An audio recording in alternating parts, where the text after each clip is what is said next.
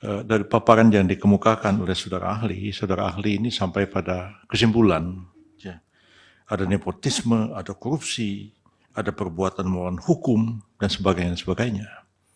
Apakah itu pendapat ahli seperti itu didasarkan atas fakta-fakta yang terjadi dalam kenyataan? Misalnya, pernah ada satu penyidikan, atau penuntutan secara pidana untuk membuktikan bahwa memang terjadi apa yang dikatakan oleh saudara ahli, ada nepotisme, ada korupsi, ada perbuatan melawan hukum, ataukah itu semata-mata adalah hasil penerawangan saudara ahli saja? Itu perlu dijelaskan di sini pada kami semua. Silakan saudara Hotman. Mana Pak Hotman? Mohon izin majelis. Saya agak bingung, ini ahli hukum atau ahli ekonomi? Karena tadi pendapatnya itu sudah melebihi ahli hukum.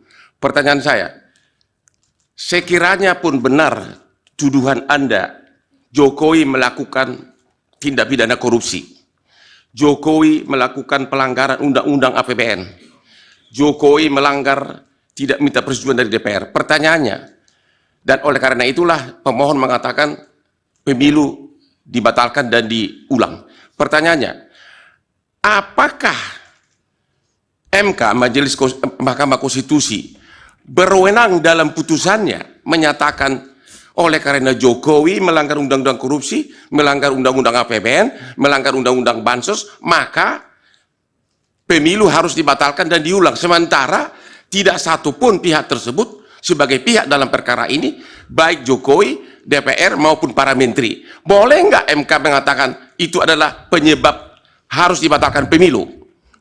Terima kasih. Baik. Bawaslu tidak ya dari hakim? Cukup. Silakan ahli dijawab singkat.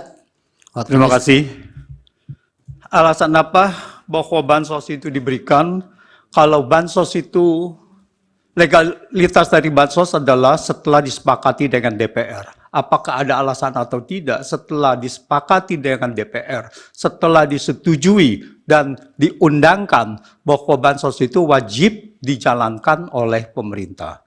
Tetapi masalah di sini adalah tidak ada alasan untuk memberikan bansos yang tidak disetujui oleh DPR dan tidak ditetapkan dengan undang-undang. Demikian. Yang lain? Pemblokiran dilaksanakan dengan apa? Mekanisme dari pemblokiran seperti diakui oleh Kementerian Keuangan bahwa uangnya masih ada di sana. Artinya tidak dipindah dari satu unit organisasi kepada unit organisasi.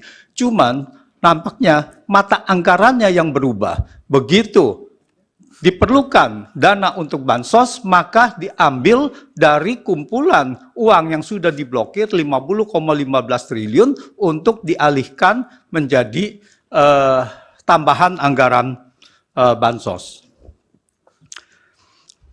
Banyak kejahatan yang tidak atau belum terjadi, yang belum diusut, tetapi tidak melepas bahwa itu sudah ada kejahatan. Apakah ini nanti ada yang diusut? Ya, nanti kita serahkan kepada siapa yang merasa berkepentingan, apakah pelanggaran-pelanggaran undang-undang, dugaan pelanggaran-pelanggaran dugaan ini, undang-undang ini, apakah akan ditindaklanjuti untuk mengusut secara pidana. Tetapi dalam hal ini adalah pelanggaran ini untuk kepentingan bansos dan untuk kepentingan pemilu. Dan dalam sidang ini adalah Mahkamah Konstitusi untuk menilai apakah bansos ini adalah legal atau tidak legal.